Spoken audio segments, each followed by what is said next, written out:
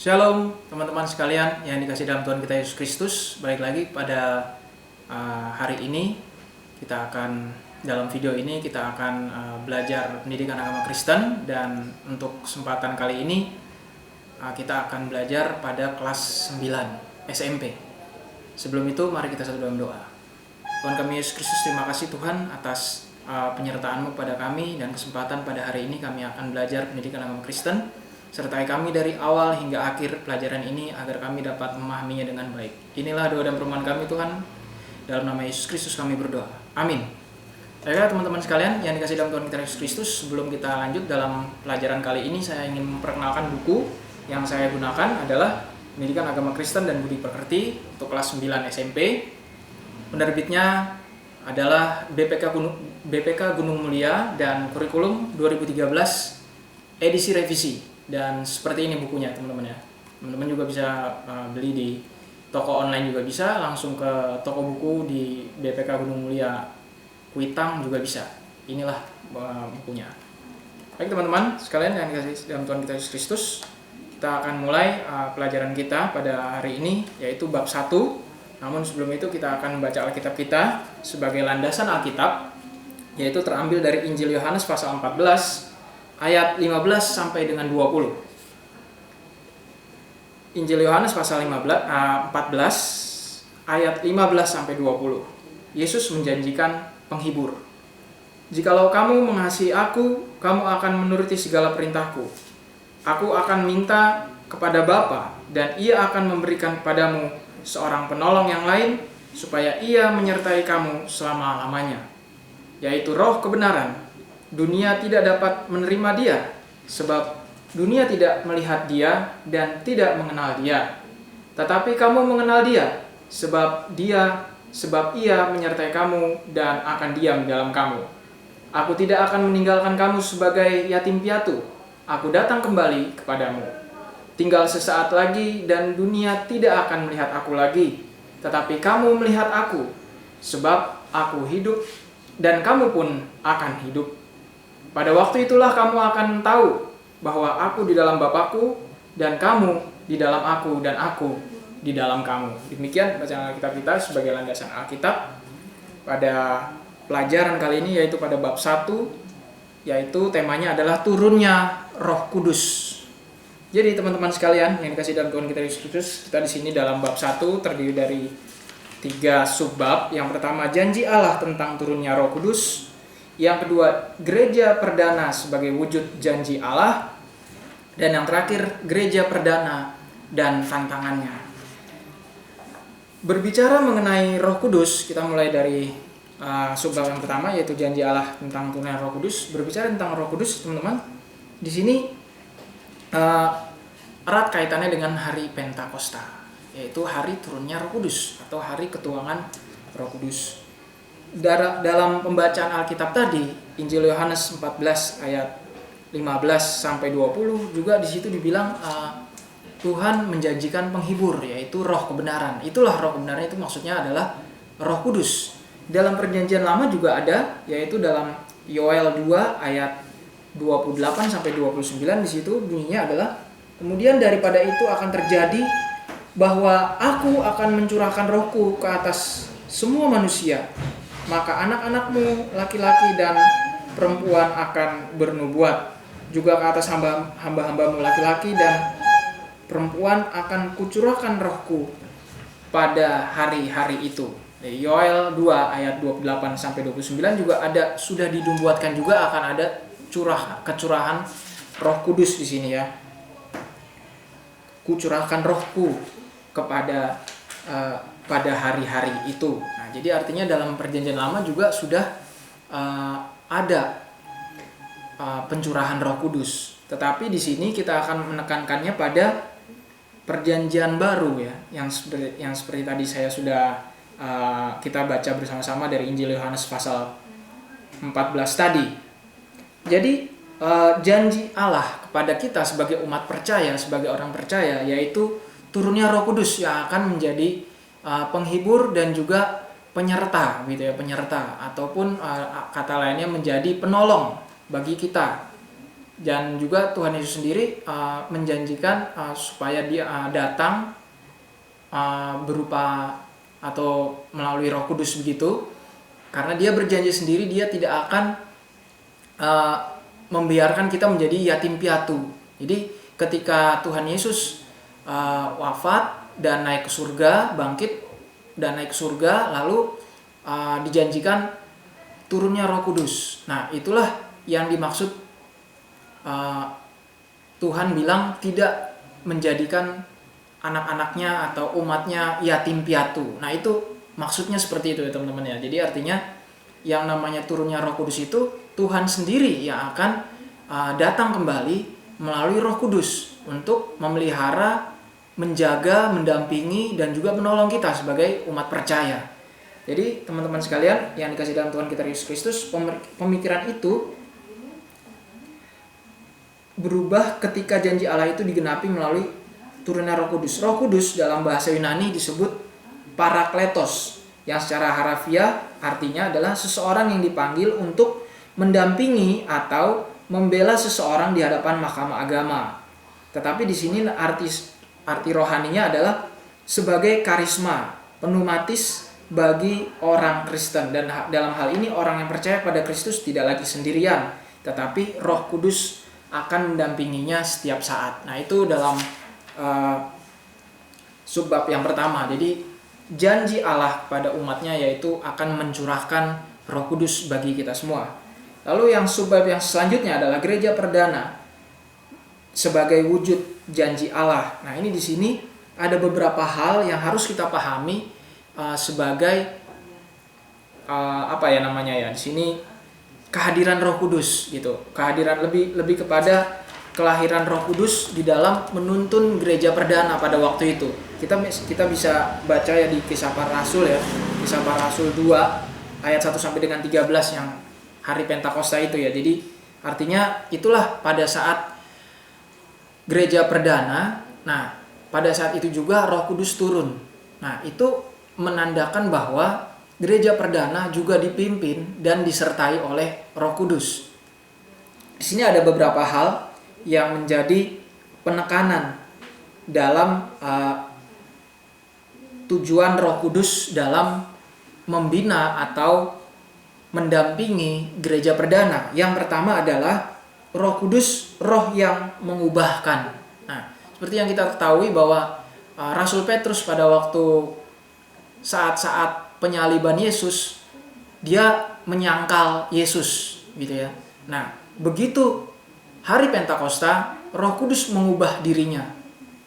Malah bukan menjadi penyangkal tetapi menjadi pemberita Injil ya, menjadi pekabar Injil yang ulung gitu ya, pekabar Injil yang hebat. Nah, itu bukti bahwa Roh Kudus mengubah Rasul Petrus menjadi orang yang lebih baik lagi. Itu yang pertama, Roh Kudus mengubah. Yang kedua, peran Roh Kudus adalah menerangi hati setiap orang untuk melihat kebenaran. Jadi Roh Kudus di sini membimbing kita sebagai orang percaya untuk melihat siapa kebenaran itu dan apa kebenaran itu yang pastinya di dalam diri Yesus Kristus ya. Istilahnya Roh Kudus membimbing dan menuntun kita di dalam menjalani kehidupan ini, yaitu memahami apa dan siapa itu kebenaran. Nah, inilah yang menjadi pokok atau yang menjadi inti dari penyertaan Roh Kudus bagi orang percaya. Jadi sebagai remaja Kristen kelas 9 ya, apakah kita bisa menyadari atau bisa untuk menggunakan peranan Roh Kudus itu, merasakan peranan Roh Kudus itu dalam kehidupan kita sebagai remaja Kristen. Itu merupakan suatu pergumulan ya teman-teman ya. Apakah kita bisa merasakan penyertaan Roh Kudus itu? Kalau misalnya kita sungguh-sungguh, kita pasti akan bisa menyadarinya dan juga bisa merasakannya. Lalu yang ketiga, Roh Kudus memanggil dan menggerakkan orang-orang yang telah dipilih oleh Allah. Jadi Roh Kudus juga yang ingin menggerakkan dan memanggil, gitu ya. Artinya ketika kita dalam situasi sulit, situasi genting, situasi susah, pasti Roh Kudus akan memanggil kita untuk bersama-sama melakukan suatu perjuangan, gitu ya. Artinya saya bilang perjuangan, atau mungkin melakukan suatu perlawanan. Perlawanan pada siapa? Perlawanan pada dosa pastinya ya. Kita bergumul dengan dosa. Roh Kudus menolong kita untuk bergumul melawan dosa. Ini sangat berat. Kita sebagai manusia tidak ada apa-apanya ya dibandingkan dosa. Tetapi Roh Kudus menolong kita. Nah, bagaimana respons kita? Apakah kita hanya berdiam diri saja? Kita harus menyerahkan seluruh pergumulan kita kepada Roh Kudus ya. Biarlah Roh Kudus yang menggerakkan kita, yang memanggil kita untuk kembali ke jalan yang benar, kembali kepada Tuhan Yesus. Seperti itu ya teman-teman sekalian ya. Lalu yang keempat adalah menghimpun orang-orang percaya dan memberi pengajaran dalam persekutuan dengan Allah. Jadi yang keempat ini peran Roh Kudus adalah menghimpun orang percaya, mengumpulkan. Jadi yang tadinya belum percaya menjadi percaya, yang tadinya masih ragu-ragu menjadi percaya, seperti itu ya. Itu yang keempat. Lalu yang kelima, menolong, menjaga, memelihara persekutuan yang dibentuk oleh Allah. Nah, ini seperti yang tadi ya, menolong, memelihara, menjaga persekutuan. Nah, itu semuanya diinisiasi oleh Roh Kudus sendiri. Pertanyaannya balik lagi tadi, apakah kita merasakan dan juga menyadari akan adanya keterlibatan Roh Kudus di dalam kehidupan kita? Berteman di sekolah, terus bergaul dengan teman-teman yang lain, bergaul dengan atau belajar bersama dengan orang tua di rumah, ataupun belajar bersama dengan guru di sekolah nantinya, ya kan? Nah, itu apakah kita merasakan dan menyadarinya Roh Kudus ada di dalam setiap langkah gerak kita? Dan yang terakhir adalah yang keenam, Roh Kudus memampukan orang percaya untuk bersaksi dan menjadi berkat bagi semua orang. Nah, ini juga merupakan hal yang real gitu ya. Jadi kita membantu atau Roh Kudus membantu kita untuk bersaksi, untuk menyatakan kebenaran bahwa Yesus Kristus adalah Tuhan. Nah, apakah kita mampu untuk bersaksi dan juga menjadi berkat bagi semua orang? Nah, inilah peran Roh Kudus bagi kehidupan kita, gitu ya, bagi kehidupan orang percaya, khususnya remaja Kristen yang sekarang kelas 9 SMP ya. Jadi artinya yang terakhir ini juga Roh Kudus mempunyai peran untuk memampukan kita orang percaya untuk mewartakan kebenaran Injil, gitu ya, mewartakan kebenaran firman, mewartakan apa yang menjadi berkat bagi semua orang. Nah, ini Roh Kudus sendiri yang memimpin kita dan membantu kita. Lalu teman-teman sekalian, subbab yang terakhir pada pelajaran kali ini adalah gereja perdana dan tantangannya. Pastinya di dalam memberitakan Injil, dalam melakukan persekutuan, pasti ada tantangan ya. Tantangan demi tantangan. Nah, inilah peran Roh Kudus juga bagi gereja dan juga bagi kita sebagai orang percaya untuk mengklarifikasi dan juga sekaligus untuk membantu kita dalam mengatasi segala tantangan. Di sini ada beberapa tantangan ya. Yang pertama itu adalah pastinya menghadapi ajaran-ajaran sesat ya. Banyak orang Kristen atau banyak di luar sana banyak ajaran sesat. Terutama akhir-akhir ini ya teman-teman ya.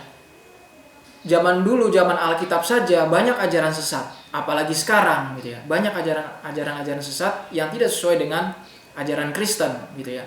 Nah, dari situlah Roh Kudus membantu kita sebagai remaja untuk menangkis atau menjaga supaya ajaran yang diberikan oleh Tuhan Yesus dapat juga boleh tersampaikan dengan baik, tidak salah, dan juga tidak dimanipulasi. Nah, inilah Roh Kudus membantu kita dalam menangkal ajaran sesat. Yang kedua adalah tantangan, yaitu gereja mengalami penolakan dari orang-orang lain, dari agama-agama lain yang berasal dari tradisi masyarakat sekitar. Nah, kita tahu di Indonesia ini tidak hanya agama Kristen ya, tetapi banyak agama. Nah, itulah tantangannya. Bisa saja kita dituduh yang bukan-bukan, bisa saja ditolak ya. Agama Kristen ditolak di satu daerah. Nah, itu tidak masalah ya ketika kita berserah pada Tuhan gitu ya. Itulah tantangan, itulah hambatan-hambatan yang kita harus lewati, yang kita harus laksanakan atau kita harus antisipasi. Bagaimana kita harus melewati tantangan itu? Nah, satu-satunya cara adalah berserah pada Roh Kudus. Biarlah Roh Kudus yang bekerja, adalah Roh Kudus yang membimbing kita dalam melewati tantangan itu. Dan yang terakhir adalah gereja menghadapi tantangan secara politis dari pemerintah juga ya. Atau kalau dalam Alkitab di sini pemerintahan Romawi. Nah, dari zaman dulu, zaman Alkitab sudah terjadi politisasi agama ya, terutama di Israel dan juga dalam masa-masa penjajahan Romawi. Di situ apalagi agama Kristen masih agama yang baru berkembang ya, baru awal-awal, disangkanya masih ajaran yang tidak benar. Nah, itulah menjadi ajaran yang tidak benar, dituduh dan lain sebagainya yang secara negatif gitu ya. Nah, itulah yang menjadi tantangan. Apakah kita sebagai orang Kristen juga mampu untuk menghadapinya ya? Begitu juga dengan dunia sekarang, zaman sekarang masih juga terdapat politisasi agama ya. Jadi artinya jangan salah ketika kita di Indonesia ini agama Kristen aman-aman saja, tidak ya. Jadi artinya kita sebagai orang Kristen juga kita juga harus waspada dan hati-hati. Banyak tantangan di luar sana yang harus kita hadapi, yang kita harus antisipasi dan juga klarifikasi supaya di dalam menyebarkan agama Kristen, di dalam menyebarkan ajaran firman Tuhan dapat juga boleh terlaksana dengan baik, terutama dalam pada kalangan remaja Kristen ya, dalam jenjang SMP ataupun di SMA juga ya. Nah, teman-teman sekalian yang dikasih dalam Tuhan kita Yesus Kristus, itulah sedikit saya jelaskan tentang pelajaran kali ini mengenai turunnya Roh Kudus. Jadi artinya teman-teman sekalian, yang namanya Roh Kudus itu pastinya akan ada di dalam diri kita dan selalu akan mendampingi dan menyertai kita dalam sepanjang zaman ya. Jadi pertanyaannya adalah apakah kita menyadari dan mau untuk dipimpin dan dibimbing oleh Roh Kudus. Begitu ya teman-teman sekalian yang kasih dalam Tuhan kita Yesus Kristus. Untuk mengakhiri pelajaran kali ini, saya ada pertanyaan untuk bab 1 kali ini dalam pelajaran turunnya Roh Kudus. Dan pertanyaan ini nantinya saya akan tulis di bagian deskripsi video ini ya. Saya akan menyampaikan secara lisan. Pertanyaan yang pertama adalah peran Roh Kudus seperti apa yang kita alami di kehidupan ya. Peran Roh Kudus seperti apa yang kita alami di kehidupan. Tadi juga saya sudah jelaskan ya peran-peran Roh Kudus. Nah, apakah teman-teman sekalian juga mempunyai peran-peran yang sama ataupun ada yang berbeda? Silakan di-share di kolom komentar. Nah, yang kedua adalah bagaimana Roh Kudus bekerja di kehidupan pribadi kita. Sama, ini juga boleh dijawab di kolom komentar ya, dua pertanyaan ini. Bagaimana Roh Kudus bekerja di kehidupan pribadi kita? Apakah teman-teman sekalian bisa menyadari pekerjaan Roh Kudus di kehidupan teman-teman sekalian? Nah, itu silakan direnungkan, silakan direfleksikan apakah masih menyadarinya. Silakan teman-teman sendiri yang bisa menilai akan hal itu. Jadi teman-teman sekalian yang kasih dalam Tuhan kita Yesus Kristus, demikian pelajaran kita kali ini tentang bab 1 kelas 9 SMP Pendidikan Agama Kristen mengenai turunnya Roh Kudus. Sebelum kita mengakhiri video ini, mari kita satu dalam doa. Bapa dalam kerajaan sorga, terima kasih Tuhan atas penyertaan pertolongan-Mu. Mampukan kami agar kami dapat menyadari dan juga mau mengembangkan diri kami melalui kekuatan Roh-Mu yang kudus, dan juga menghadapi tantangan dunia ini dengan baik hanya melalui pimpinan dan penyertaan dari Roh-Mu yang kudus. Inilah doa permohonan kami ya Tuhan, kami berdoa dalam nama Yesus Kristus. Amin. Demikianlah video kali ini, demikian di sini akhir dari video kali ini. Untuk video berikutnya kita akan masuk ke bab 2 ya. Dan nantikan video selanjutnya di kesempatan berikutnya untuk bab 2. Saya Pendeta Felix Yohanes Andaria ucapkan terima kasih atas atensinya. Kiranya Tuhan kita Yesus Kristus memberkati. Shalom.